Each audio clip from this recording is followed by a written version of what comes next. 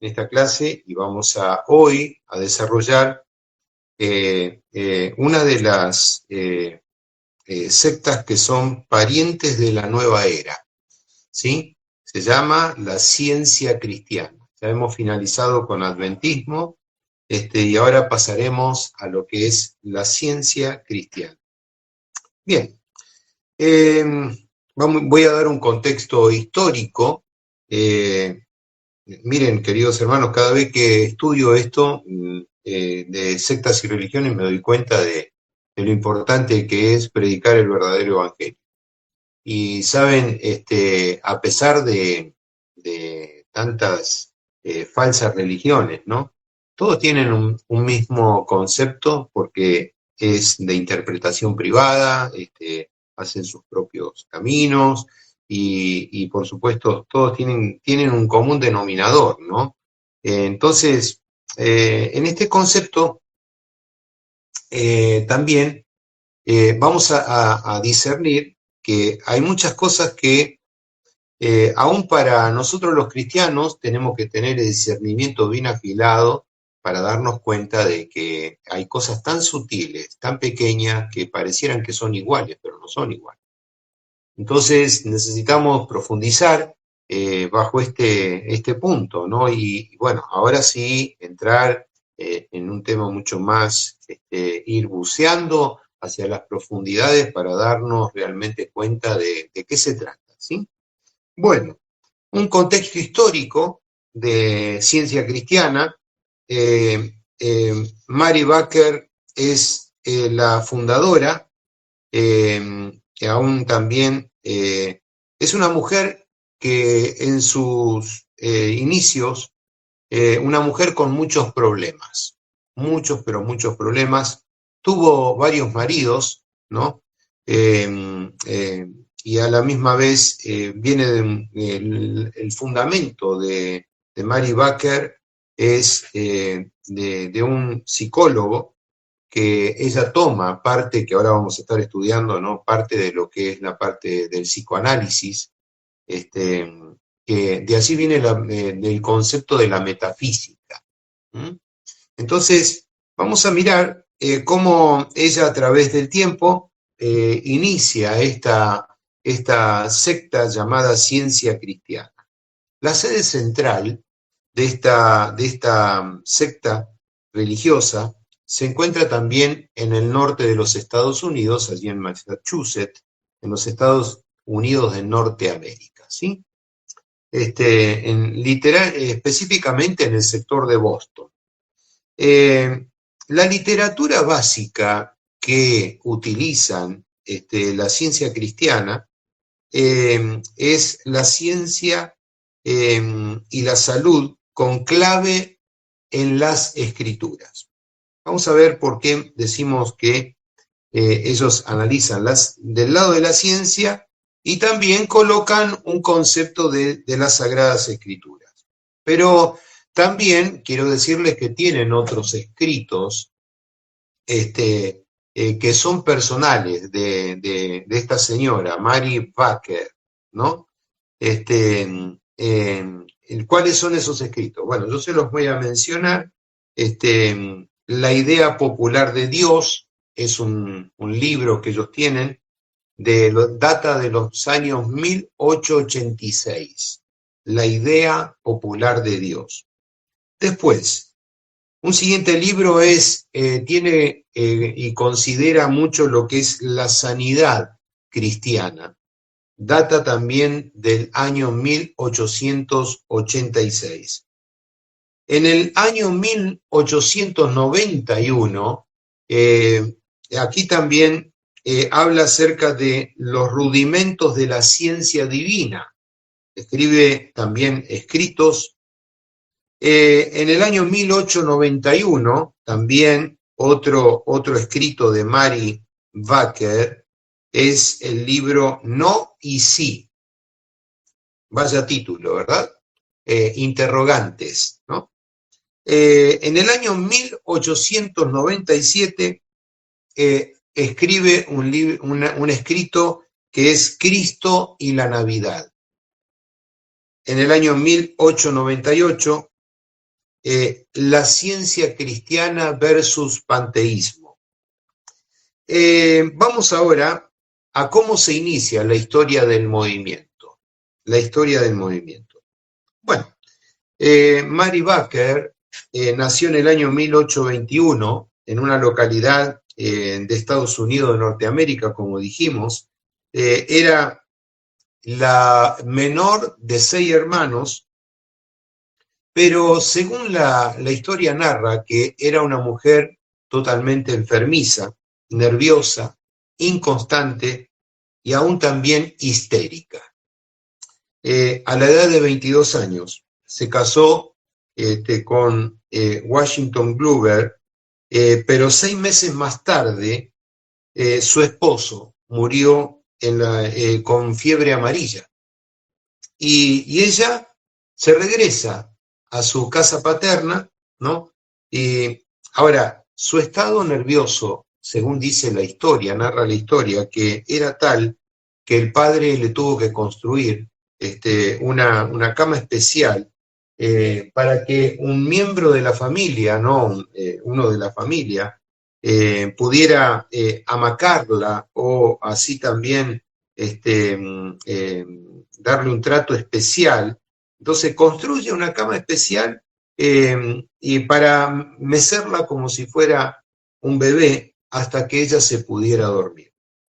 9 años más tarde, después de los 22 años, se casa con un doctor que se llamaba Daniel Patterson. Era un doctor que trabajaba de dentista, pero dice que esta persona no era muy exitosa. Y por lo tanto, el matrimonio de Mary Baker, María Baker, duró poco tiempo, ya que se dice que el doctor Patterson no podía soportar los frecuentes accesos a la cólera que la esposa presentaba, lo irritaba fácilmente, hasta que finalmente él la deja, y a partir de ese momento, ella entra en un estado de crisis, ¿no? Y en el año 1862, históricamente se dice que la señora de Patterson visita a un psiquiatra muy reconocido en esa época que se llamaba Quimby, quien él le manifestaba a sus pacientes que no eran curados por medicina, sino por el estado de la mente, ¿no? Entonces, durante el transcurso de varias semanas, ella, ¿qué hizo? Se interiorizó de los manuscritos que este psiquiatra llevaba adelante, este tal Quimby, y en el lapso de 3 semanas, ella investigando y algún tiempo más, dice que ella fue curada de los problemas nerviosos y esquizofrénicos que ella tenía. Ahora, interesante saber que la historia marca que ella muere, dice que siendo torturada por los demonios. Tremendo, ¿no? Mirar este concepto que dice que la atormentaban continuamente. Si usted analiza o busca en internet, va a encontrar que Quimby, ¿no? Este psicoanalista, es el padre del movimiento de sanación mental en América del Norte. Es un psicoterapeuta, ¿no? Y cómo trabaja en este ámbito haciendo prácticas terapéuticas que son de un concepto informal. Ahora, para ella fue una solución, pero una solución que le duró poco tiempo, porque en el año 1864, bien específicamente, ella vuelve a visitarlo, a este Quimby, ¿no? Y permaneció en esa oficina por largo tiempo, aproximadamente se dice que de 4 a 6 meses, ella estuvo visitándolo continuamente. ¿Por qué? Porque pensaba interiorizarse en lo que era el psicoanálisis, el concepto de la mente, ¿no? A lo que después, en un lapso de tiempo, dice que comienza ella a experimentar un éxtasis profundo. eh, eh, y saben, en ese éxtasis dice que le venía a memoria la representación de uno de sus hermanos que se llamaba Alberto y lo tomaba a su hermano como si fuera un medium espiritista. A ver, ¿qué podemos deducir aquí, no? ¿Cómo podemos conciliar diciendo ciencia cristiana cuando se trata de un concepto espiritista, ¿no? Entonces ya entramos en un terreno bastante sinuoso, donde vemos que ella está considerando ese éxtasis, pero a la misma vez usando un canal. Un canal que por supuesto no tiene nada que ver con la vida espiritual cristiana, ¿no? Ahora, la señora Mari, que por supuesto tenía un concepto muy, pero muy apreciable de este psicoanalista Quimby, saben, ella lo idolatraba, a tal punto de que empieza a escribir poesías concerniente a este psicoanalista y eh, manifestó públicamente que ella había recibido sus ideas, o sea, que la había aceptado, la aplicaba para su vida, en su mejoramiento, en su calidad de vida, y por lo tanto ya ahora era una practicante del psicoanálisis, ¿no? Ahora, mucho más tarde, ¿qué hace? ¿No? Comienza a odiar a este psicoanalista, Quimby, de tal manera que lo repudió totalmente, ¿no? Manifestando que esa ciencia divina era algo que ella había recibido de parte de Dios. Mire qué mezcla, ¿no? Cómo comienza a utilizar algo que para ella ahora era una revelación. ¿Le dice algo esto, hermano? Ya estamos entrando, como diríamos, viendo, y esta supuesta revelación, entre comillas, la llevó a que ella pudiera escribir varios libros, ¿no? De los cuales ya les he mencionado. Entonces, en los años, pero en esa revelación, también así como hemos analizado la falsa profecía de los testigos de Jehová y los mormones, se recuerdan, y los adventistas, y que nosotros debemos refutar y conocer, también hay fechas que hacen a la falsa enseñanza, que ella fue lanzando a través de los años, pero luego no se recordaba cuál era la fecha exacta, entonces volvía nuevamente a ese punto de vista y primeramente dijo que fue en el año 44, después dijo que fue en el 53, después que fue en el 64, luego en 1866, pero ella misma parecía que no tenía memoria y no estaba aún también de acuerdo cuál era la fecha real, ¿no? Entonces, falta de un entendimiento, una mente lúcida para ese concepto, pero sin embargo decía que había recibido una supuesta revelación especial de parte de Dios. Ahora, en la historia se narra que ella era una persona muy pobre.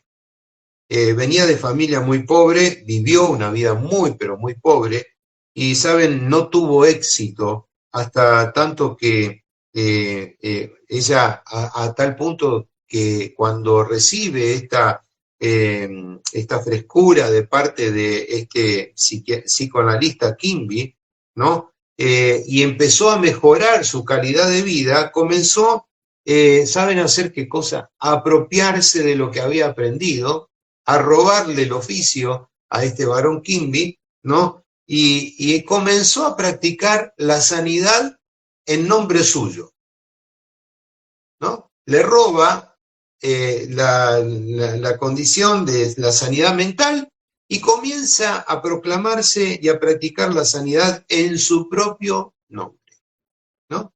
Entonces, en esa oportunidad, ella también publica lo que se considera la ciencia y la salud con clave en las escrituras. ¿Mm? O sea, es igual que con lo que nosotros conocemos como la Biblia y el calefón.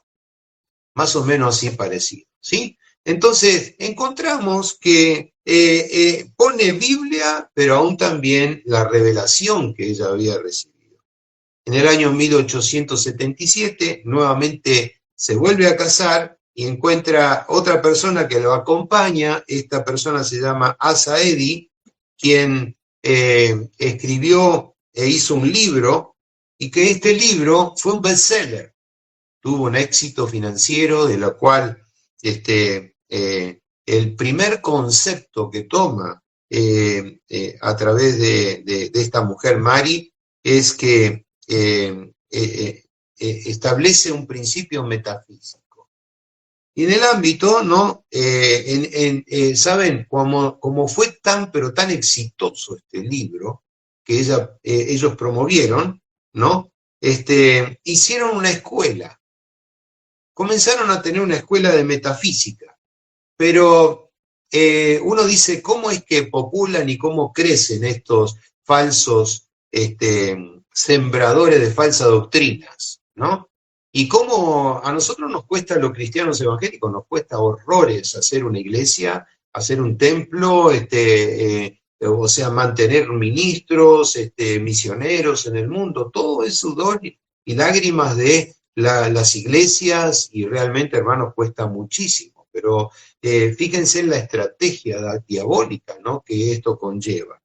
En ese colegio metafísico, a cada alumno que se inscribía, le cobraban $300 por un curso de 12 lecciones. 12 pasos consecutivos para alcanzar el éxito y ser librado de la enfermedad mental. ¿Sí? Entonces, $300 o dólares, ¿no? O dolores de cabeza, en 12 lecciones, ¿no? Ellos pagaban por ese curso, por 12 lecciones, y $200 pagaban por un curso de 6 lecciones, ¿no? Eran unos vivos piolas, como diríamos nosotros los argentinos, ¿no? Entonces, los egresados de estos cursos recibían un diploma que les permitía practicar la sanidad. Y una vez que practicaban esa sanidad, ¿no? Ellos le tenían que dar el 10% de sus ingresos a la señora Edi o Mari, pero sucedió algo. Contra sus propios principios de esta Mari, que ahora se había casado con este señor Edi, ¿no? Dice que un día su esposo Eddie entra en un estado de mucha enfermedad, estaba a punto de la muerte, y tuvo que llamar a los médicos, ¿no? Cuando su esposo estaba demasiado grave para ser curado, y cuando luego falleció, esta mujer tenía que dar una respuesta, ¿no? Y explicó de esa manera que la muerte de su marido era debido a que él tenía, escuche esta frase, porque a mí cuando la estudiaba digo, no, es imposible, ¿no?, que te coloque un argumento tan, pero tan, podríamos decir, ilógico, ¿no? Dice que cuando su marido falleció, ella dijo que tenía arsénico administrado en la mente, mentalmente. Wow. Qué tremendo, ¿verdad? Escuchar frases, ¿no? Que entonces, o sea que su mente no estaba en total posibilidad para ejercer la sanidad. Porque vamos a ver más adelante que la ciencia cristiana enfatiza la sanidad en el concepto de la mente. Ahora, la señora, esta Mari de Edi, ¿no? Ella dice que falleció de una forma anciana, pero aún también dice que tal era la forma en que crujía los dientes, de tal manera que sentía la presión que la molestaba, que según ella dice que los enemigos venían a batallar en contra de su mente y la atormentaban continuamente. Ustedes saben de lo que estamos hablando. Seguramente usted ya está pensando, ¿no?, acerca de qué es lo que se trata, ¿no? Dice que sus dientes crujían de tal manera que todos los dientes se le perdieron, ¿no? O sea, se consumieron. Entonces, el 3 de diciembre de 1910, a pesar de su negación a la enfermedad y a la muerte, ella fallece, pero ¿saben? Durante el periodo que su marido había fallecido, ella tenía 61 años y hasta ese momento ella no había logrado ningún éxito en la vida de religiosidad. Pero después de los 61 años, ella comienza a conquistar algo de lo que se había ya sembrado, ¿no? Entonces, muchos seguidores comenzaron a tener influencia en el ámbito de la metafísica, y esto es hasta nuestros días, ¿no? Donde muchos son seguidores del concepto metafísico. Y saben, a los 61 años, esta mujer Mari estableció una iglesia donde ella recibió la adoración de miles de personas, acumuló una tremenda fortuna, y los últimos años de vida, ella tenía un buen pasar, pero ese buen pasar no lo pudo disfrutar porque ella vivía una extrema soledad o sea, como bien dije anteriormente, ¿no? Ella tenía mucho miedo, muy fuerte, a lo que ella llamaba el concepto de el magnetismo animal malicioso. ¿Qué frases, no? Que venían a atormentarla, y no sabía cómo identificarlo. Hoy nosotros podríamos decir el concepto demoníaco, espiritual, que persigue a miles y miles de personas y las atormentan aún en el mismo estado del lecho de muerte. Y ella no sabía por qué tenía una revelación personal, o no es que no sabía, sino que inventaba de las cosas. Entonces le llamaba magnetismo animal malicioso. O sea, que era como si fuera una fuerza que venía sobre ella. Ahora, les he enseñado un pantallazo apenas de lo que significa la historia, de cómo nace esta religión realmente de la ciencia cristiana. Ahora, vamos ahora a enfatizar por un buen ratito acerca de cómo fundamenta su doctrina. Porque aquí vamos a ver muchos desmanes, de lo cual, aun cuando parecen que son cristianos, no lo son, ¿sí? No lo son. Ellos dicen, como primer punto, en sus creencias básicas de la ciencia cristiana, anótelo, por favor, si usted quiere, punto número 1, ellos dicen, Dios es todo en todo. Pero a la misma vez, niegan la persona de Dios, ¿no? No lo toman como una persona. En primer punto, entonces, Dios es todo en todo. El segundo punto, dicen que Dios es bueno, pero a la misma vez sustentan en que Dios es mente, ¿sí? Dios es mente.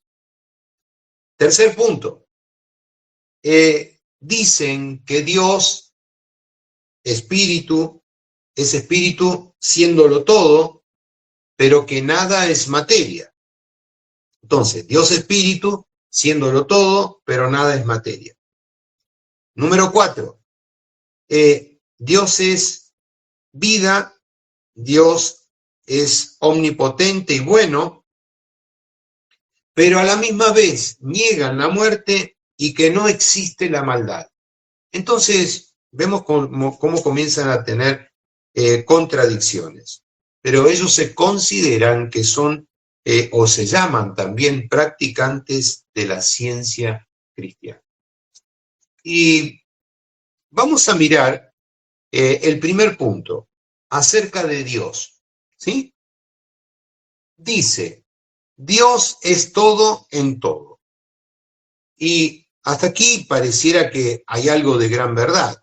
pero miremos cuál es la definición del Dios que ellos creen. Preste atención, por favor, porque aquí hay algunas palabras que necesitamos analizar. Ellos dicen que Dios es incorpóreo, divino, supremo, que Dios es mente infinita, que es espíritu, alma, principio, vida, verdad, amor, vida, verdad y amor. Ellos dicen que constituyen la persona trina llamado Dios. Recuerde, ellos dicen vida, verdad y amor constituyen la persona trina que llamamos Dios. Es decir, el principio 3 veces divino, amor, de la misma esencia, ¿sí? Aunque tiene multiforme en su función, como lo ejemplifican ellos de esta manera. Ellos dicen, Dios es el Padre, pero también Madre. Por eso dicen que es un principio. Y Cristo, ellos dicen, es la idea espiritual del Hijo. No dicen que es el Hijo, es la idea espiritual del Hijo. Entonces, y para ciencia divina, o sea, conocimiento, eso se dirige al Espíritu Santo. Vuelvo a repetir esto porque es muy interesante analizarlo y verlo, ¿no? Dios es el Padre, a la misma vez Madre. Cristo, la idea espiritual de Hijo, y dicen que el Espíritu Santo es la ciencia divina. Entonces, todo esto se resume en un Dios que es impersonal. Un principio, amor, mente, y a ver, cuando ellos hablan de un concepto de un Dios impersonal, ¿sabe lo que significa? Un Dios impersonal se concibe que no tiene una personalidad, o sea que es un Dios abstracto, una simple energía que no tiene atributos, y esa energía que al ser impersonal está disuelta en el aire, ¿no? Que se disuelve como los gases que existen en el aire. Esto es lo que creen acerca de Dios. Entonces, recuerde esto, todo se concierne o se resume en un Dios impersonal, un principio, amor, mente. A ver, coloco un ejemplo para que usted tenga idea de lo que estamos hablando, porque son palabras que no utilizamos muy a menudo. Cuando el pueblo de Israel, ¿no? Los israelitas se recuerdan que fueron invadidos por las plagas, ¿no? Ellos dicen que lo que salvó a los israelitas fue la mente. La mente. De creer que iban a ser librados de las plagas. Esto es igual que el famoso el confesar positivo hoy día. Es algo muy similar. Confesar positivo para que te vaya bien, ¿no? No confieses negativo. Entonces, tu mente tiene que estar en positivo continuamente, y eso es lo que ellos creen. No va a venir plaga, no va a venir plaga. ¿Qué los libró de la plaga? La mente. ¿Bien? ¿Se entiende? Estoy dando un ejemplo para que usted... Ahora, vamos a entrar en el tema de la refutación, que es lo que a nosotros nos importa, ¿no? Cuando entramos en el texto bíblico, encontramos en Génesis 1:1, ¿no? Allí en el principio estaba Dios creando, ¿no? Génesis 1:1 dice así el texto bíblico: en el principio creó Dios los cielos y la tierra. A ver, lo que dice aquí es Dios creó, pero el principio no puede crear, ¿sí? No puede crear. Entonces, este es el Dios impersonal que ellos creen. Un principio que no puede crear. ¿Me siguen, hermanos? ¿Sí? ¿Me siguen en esto? Entonces, otro ejemplo. Mateos capítulo 3, Mateos 3, allí en el capítulo 3, versículo 17, dice así, Mateo 3, 17, dice, Mateos capítulo 3, Mateo 3, estoy mal aquí, Mateos 3, 17. Dice así,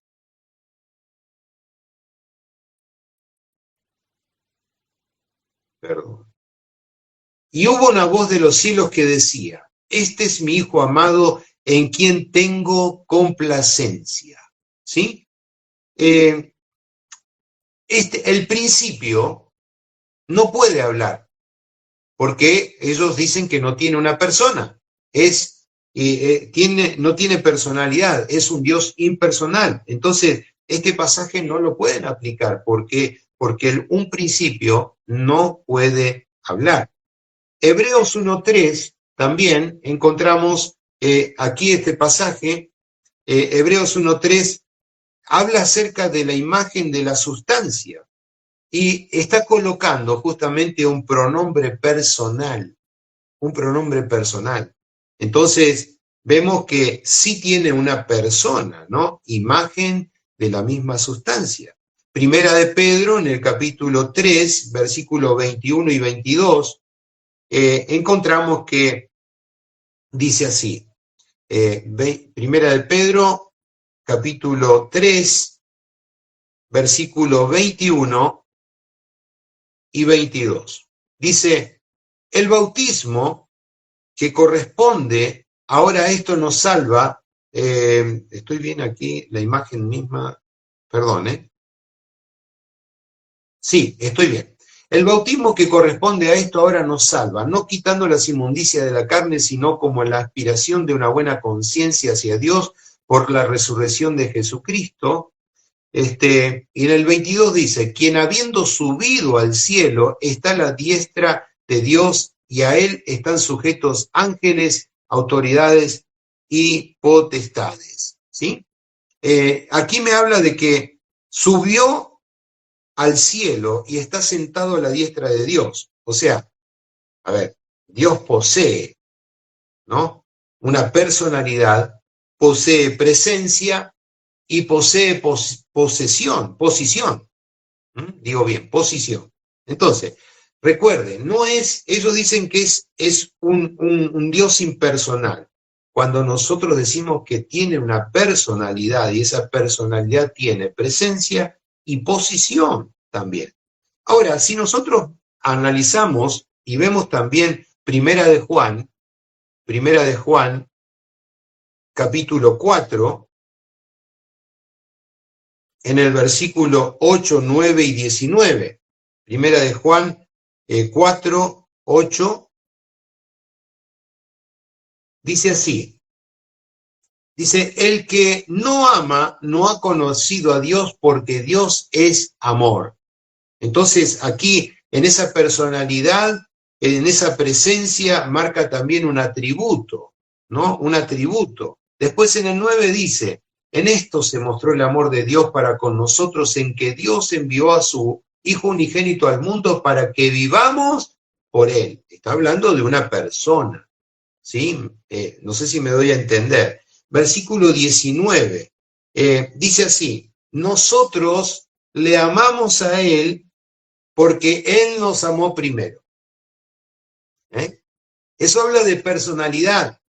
Entonces no es un Dios impersonal, es un Dios que tiene personalidad, ¿sí? Que entonces dejo claro acerca de este concepto y cómo nosotros debemos refutar. Recuerde, Génesis 1.1, Mateos 3.17, Hebreos 1.3, luego Primera de Pedro 3.21 y 22, y hemos tocado por final Primera de Juan capítulo 4, versículo 9, 8, 9 y 19. ¿Sí? Para tener en cuenta. Entonces, refutada ya la condición del Dios impersonal, pasamos a ver ahora lo que ellos sostienen como la oración. ¿Qué dicen los de la ciencia cristiana? La oración es el hábito que nosotros debemos aprender a suplicarle a la mente divina en la misma forma como lo haríamos con un ser humano. Perpetúa la creencia en un Dios encerrado dentro de los límites humanos, un Dios encerrado entre los límites humanos. Error que impide en la persona el crecimiento espiritual. Ellos dicen, ¿no?, que está encerrado entre un Dios entre los límites humanos. Sigue el adoctrinamiento de esta manera. Dice, si la oración alimenta la creencia de que el pecado es cancelado y que el hombre mejora por medio de la oración, entonces la oración es perniciosa, o sea, no sirve para nada. Ahora, continúa el adoctrinamiento en base a la oración, lo que ellos piensan. Dios no puede ser influenciado por el hombre, por más que ores, por más que ruegues, por más que te inclines, llores, haga lo que quiera. Dice, Dios no puede ser influenciado por el hombre. Pero dicen también, el peligro de la oración es que puede guiarnos a la tentación. Ay, qué cosa, esto sí que es una ensalada rusa. Y saben, hermanos, hay muchos que interpretan, ¿no? Pero es cristiano. Pero ese no es el concepto de la oración. Aun cuando, saben, se dicen que en sus reuniones, cuando se reúnen los días domingos en la iglesia, ellos recitan el Padre Nuestro de memoria. Pero, ¿cómo puede ser, no?, que cuando el mismo Padre Nuestro, Señor, líbranos de tentación. Sin embargo, ellos dicen que puede guiarnos a la tentación. Bueno, dejémoslo ahí, ¿no? Podríamos avanzar. ¿Cómo refutamos esto? Bueno, le voy a pedir a alguien que me ayude con la lectura. Vamos a leer el primer pasaje, que es Filipenses 4, 6 al 7. El segundo pasaje es Primera de Juan 1, 9, Mateos 6, 13, Salmo 34, versículo 6, Mateo 7, 11 y Juan 14, 13. Filipenses 4, 6, ¿quién lee, por favor? 6 y 7.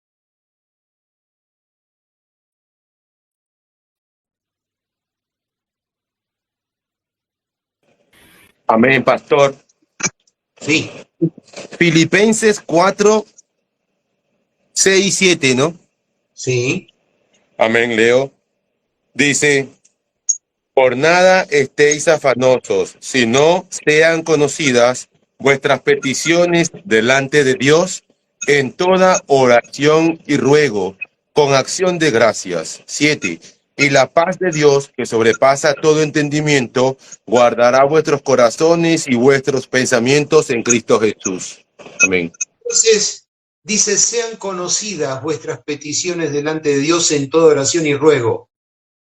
Entonces, la oración no, es el oxígeno que nosotros necesitamos, es la comunión que tenemos con Dios el Padre. La oración es la necesidad que nosotros tenemos que volcar a Dios, y el Señor escucha las oraciones. Bajo ningún aspecto nos impide el crecimiento espiritual, mayormente nos hace crecer espiritualmente, ¿no? Entonces vemos cómo marcan un error. ¿Por qué? Porque todo está centrado en que Dios es mente, ¿no? Por eso es metafísica, ¿sí? Es interesante mirar, hermanos, que la nueva era más adelante lo vamos a ver cuando estudiemos Nueva Era, centraliza en el yo puedo, en la capacidad mental que podés desarrollar, ¿no? Y sin necesidad de Dios. Entonces, aquí vemos que anulan el concepto totalmente de la oración, mientras que el apóstol Pablo dice, deben ser conocidas vuestras necesidades, vuestras peticiones delante de Dios y háganlo con toda oración, ruegos y súplicas delante de Dios el Padre. ¿Para qué? Para que sean guardados vuestros corazones, ¿no? Y vuestros pensamientos. ¿Cómo son guardados los pensamientos? Por la oración. ¿Entiende? Sin embargo, ellos hacen todo lo contrario. Tus pensamientos, mis pensamientos son guardados, mi corazón es guardado, ¿no? Por el entendimiento de la palabra que está en nosotros por medio de Cristo Jesús, y Cristo Jesús es el Hijo de Dios. Entonces, primera refutación para esta gente, ¿no? Filipenses 4, 6 y 7. Ahora, vamos a primera de Juan, capítulo 1, versículo 9. Amén. Primera de Juan, capítulo 1, versículo 9. Amén. Amén. Pero si reconocemos ante Dios que hemos pecado, podemos estar seguros de que Él es justo, nos perdonará y nos limpiará de toda maldad. ¿Qué hace la oración? Una oración de confesión, donde nosotros nos presentamos delante de Él, presentando nuestra condición de pecado, ¿no? ¿Cómo es posible que ellos digan que la oración te lleva a tener un ámbito de pecaminosidad, ¿no? Entonces, dice, si confesamos nuestros pecados, dice, y nos apartamos, dice, Él es fiel y justo para perdonar nuestros pecados y limpiarnos de toda maldad. Es clarito. Mateo 6:13. Evangelio de San Mateo, capítulo 6, versículo 13. Y cuando vengan las pruebas, no permitas que ellas nos aparten de ti, y líbranos del poder del diablo. Bien, aquí vemos que el Señor, como bien decía, ¿no? Anteriormente, la Reina Valera 1960 dice, no, el Señor en la oración, ¿no? Del Padre Nuestro, dice, no nos metas en tentación, mas líbranos del mal, porque tuyo es el reino, el poder y la gloria por todos los siglos de los siglos. Amén. Entonces está estableciendo que en la oración el Señor, al declararlo, nos libra de toda tentación y de toda maldad. Salmo 34, 6.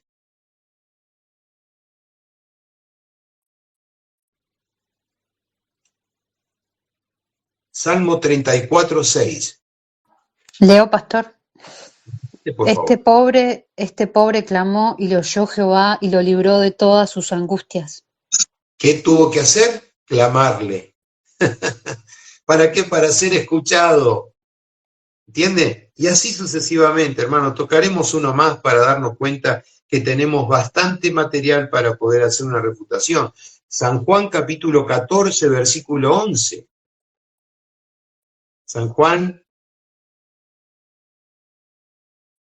capítulo 14, verso 13, perdón.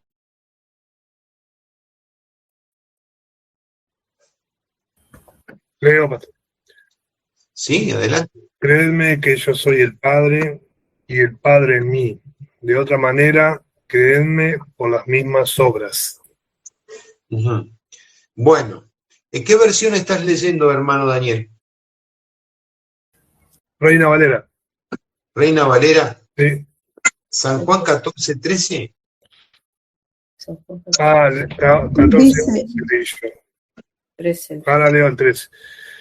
Y todo lo que pidieres al Padre en mi nombre, lo haré, para que el Padre sea glorificado en el Hijo. Ahí está. Ahí está, leí el 11. Perdón. Pide al Padre en el nombre de Jesús. En el nombre de Jesús. Y dice, voy a ser glorificado a través del Hijo. Y el 14 dice, si algo pidieres en mi nombre, yo lo haré. La importancia de la oración, la importancia de dirigirnos por medio de Jesucristo al Padre para que Él conceda las peticiones que nosotros le hacemos. Entonces, también refutamos el concepto de la oración, ¿sí? Ahora, pasamos a ver qué piensan acerca del Hijo, de su Hijo Jesucristo, ¿no? Ellos dicen, es una porción de Dios, pero dice, una porción de Dios no podría entrar en el hombre, ni podría la plenitud de Dios ser reflejada por un solo hombre, y de otra manera Dios sería evidentemente finito. Perdería su carácter divino y sería menos que Dios. Entonces, ellos también sostienen que Cristo es un Salvador impersonal, nuevamente utilizan la misma palabra, y Cristo no es Dios. ¿Se entiende? Entonces, la ciencia cristiana rebaja a la condición humana a Jesucristo el Hijo. ¿Por qué? Porque dicen que si fuese Dios, una parte de Dios no podría entrar en el hombre. Qué tremendo, ¿verdad? Bueno, ¿cómo refutamos esto? Bueno, hermanos, sigamos en este tema. Colosenses capítulo 2, versículo 9. Alguien que lea, por favor. Colosenses 2, 9. Participamos, hermanos, ¿sí?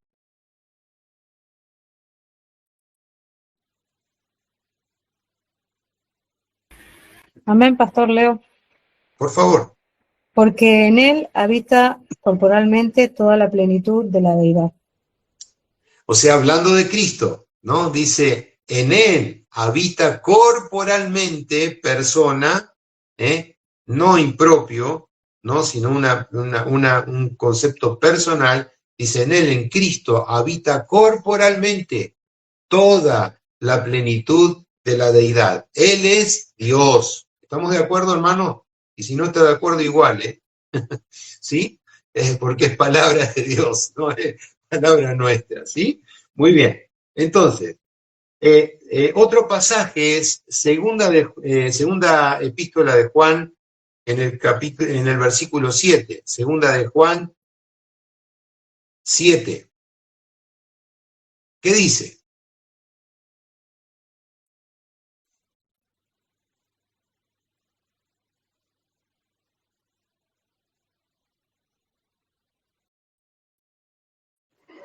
Amén, pastor.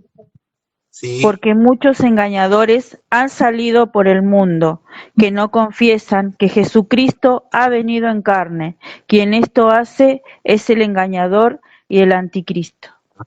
Mire qué bonito texto este, para realmente pone muy en claro. Dice, ¿ustedes creen que acaso Jesucristo es un Dios impersonal? Dice, y dice, si así lo hacen, dice, quien hace esto es engañador y anticristo. ¿Por qué? Porque nosotros sí hemos entendido, decía Juan, que aquel que confiesa que Jesucristo, dice, vino en persona, vino en carne, este sí conoce la verdad. Quien no lo hace, no ha conocido la verdad. Entonces encontramos aquí también la refutación válida. Ahora, continuemos. La idea espiritual, ellos dicen que la idea espiritual, que Cristo moraba eternamente en el seno del Padre, ¿no? Es el Cristo invisible que fue incorpóreo, mientras que Jesús fue una existencia corporal y esta personalidad dual, doble, ¿no? Continuó hasta la ascensión del Maestro.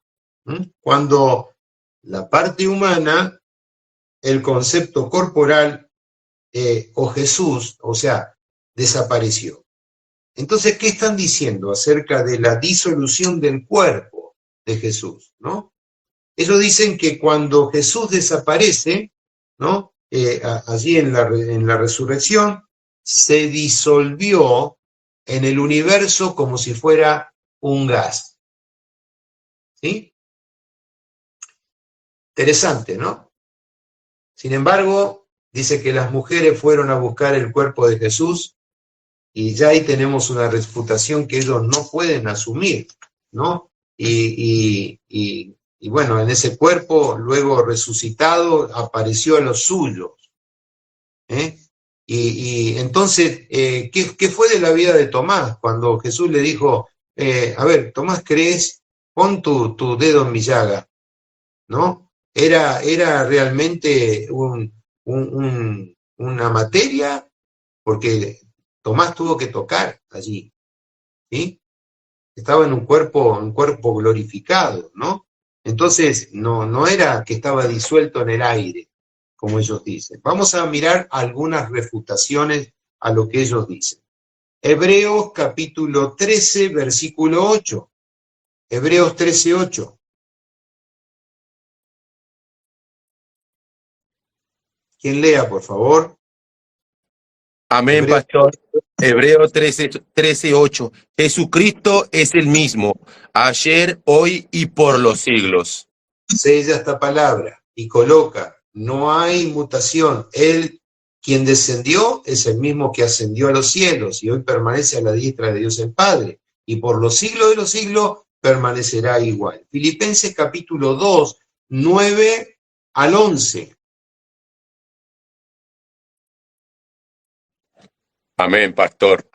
Por lo cual Dios también le exaltó hasta lo sumo y le dio un nombre que es sobre todo nombre, para que en el nombre de Jesús se doble toda rodilla de los que están en los cielos y en la tierra y debajo de la tierra, y toda lengua confiese que Jesucristo es el Señor, para gloria de nuestro Padre. Amén. Amén. Gloria a Dios. Entonces, no tiene sustento la consideración del Dios impersonal. A la misma vez, este Dios al que creemos, ¿no? Es un Dios que descendió y permanece a la diestra de Dios el Padre. No está disuelto en el universo por nada en el mundo, ¿sí?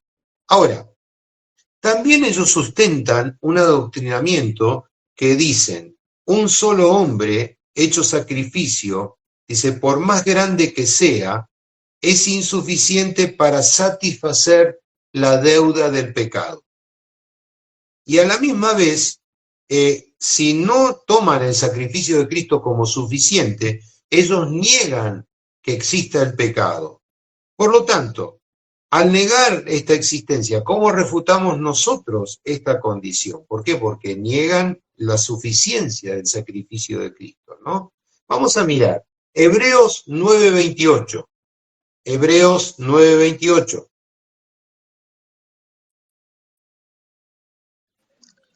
Amén, pastor. Sí, por favor. Dice la palabra, así también Cristo fue ofrecido una sola vez para llevar los pecados de muchos, y aparecerá por segunda vez sin relación con el pecado para salvar a los que le esperan. Gloria a Dios. Qué tremendo, ¿no? Cómo nos vemos reflejados en esto, en este pasaje. Dice, Cristo una sola vez entró, ¿no? Y se ofreció a sí mismo por los pecados de muchos. Nos involucra a todos, ¿no?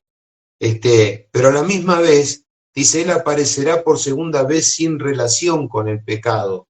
O sea, libre de carga. ¿Para qué? Para salvar a todos aquellos que en Él esperan. ¿Por qué? Porque los que estamos en Cristo ya no tenemos más condenación, ¿sí? Dice aquí, por medio de ese sacrificio, todas las cosas son hechas nuevas. Entonces, Cristo fue suficiente para satisfacer la justicia de Dios y librarnos de la condenación del pecado, de la carga del pecado. Entonces, otra refutación es Hebreos capítulo 10, versículo 14. Hebreos 10, 14. Amén, pastor.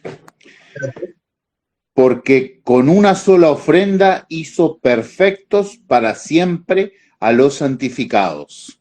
Poné tu nombre allí de costado, Amén. El Señor te justificó y te hizo libre con esa ofrenda, haciéndote perfecto y aún también santificando la vida. Entonces, tremendo, ¿no? Miran un concepto de la insuficiencia del sacrificio de Cristo y aún consideran que no existe esa deuda del pecado. Ahora, ¿cómo pueden llamarse ciencia cristiana? Sigo con ese interrogante, ¿no? ¿Por qué se consideran que ciencia más la Biblia? ¿Qué toman? Entonces, sigamos un instante más, ya tenemos 5 minutitos, dicen así ellos. Los discípulos de Jesús, en sus escritos de Estatal Mari, ¿no? Dice, los discípulos de Jesús, no habiendo adelantado lo suficiente como para comprender el triunfo de su maestro, no realizaron ninguna obra maravillosa hasta que le vieron después de la crucifixión y se enteraron que no había muerto. La verdad que se fumaron estos, ¿no? Tremendo, ¿no? Porque de esta manera están realmente negando la muerte y la resurrección de Cristo. Niegan la muerte y la resurrección de Cristo porque los discípulos vieron, observaron, fueron testigos oculares de todos esos acontecimientos. Vamos a mirar la refutación. San Juan capítulo 19, versículo 33. San Juan 19, 33. Amén, pastor. Mas Sí. cuando llegaron a Jesús, como le vieron ya muerto, no le quebraron las piernas. Ujú. Bien, entonces lo vieron como que ya estaba muerto y no le quebraron las piernas. ¿Ven cómo es específico? Está colocando detalles allí, ¿no? ¿Por qué? Porque fueron testigos oculares en los acontecimientos. Hechos capítulo 3, versículo 15. Hechos capítulo 3, 15. Amén, pastor. Adelante. Y matasteis al autor de la vida y a quien Dios ha resucitado de los muertos, de lo cual nosotros somos testigos. Aquí lo tenemos. Dice, ustedes, decían, han matado al autor de la vida, ¿no? Pero nosotros somos testigos de lo que hemos visto, hemos palpado, hemos gustado. Entonces, es una refutación bíblica válida. ¿De qué revelación me hablan? ¿No? Entonces, sigamos. Romanos capítulo 5, versículo 6 al 8. Romanos 5, 6 al 8.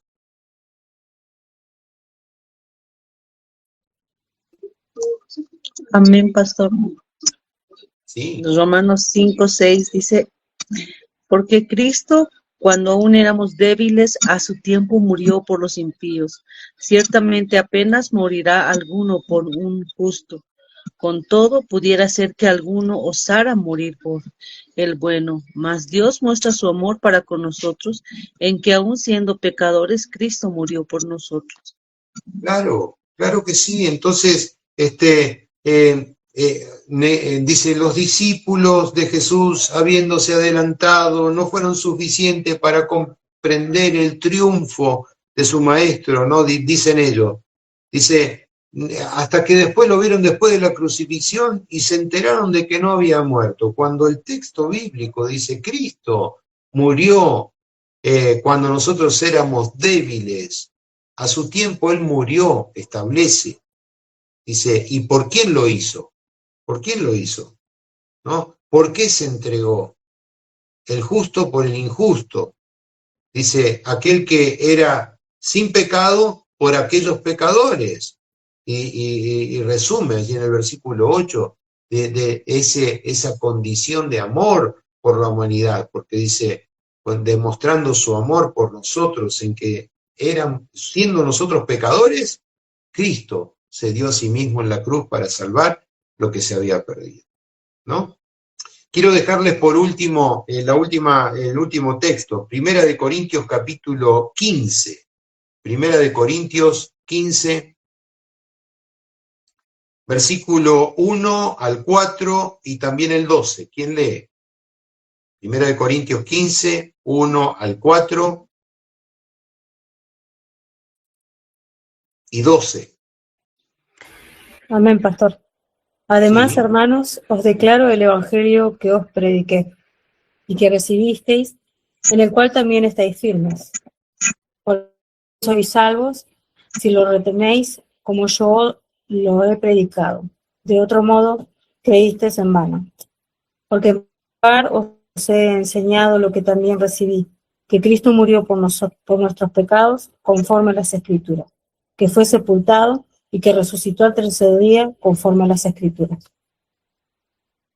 Versículo 12. Ahora bien, si Cristo es predicado como que ha resucitado de entre los muertos, ¿cómo es que algunos entre vosotros dicen que no hay resurrección de muertos? Entonces, niegan la crucifixión, la muerte de Cristo, pero aún también niegan la resurrección de Cristo. ¿Saben? Yo puedo sacar una conclusión. Ninguna de las doctrinas enseñadas por el apóstol Pablo para ellos son visibles en la revelación. Entonces, toda doctrina proviene de una supuesta revelación de una supuesta persona inspirada ideológicamente para establecer doctrinas que llevan realmente al error. Bien, se nos ha pasado la hora, mis hermanos. Nos hemos dado cuenta que ha sido rápido, contundente, pero bueno, seguiremos en nuestra próxima clase. Respeto el horario, en la puntualidad, para que el pastor también Jorge Cabral pueda tener su tiempo. Hasta aquí, mis hermanos, la próxima clase vamos a seguir con la doctrina del Espíritu Santo sobre la ciencia cristiana. Dios les bendiga, les mando un fuerte abrazo a todos ustedes. Bendiciones.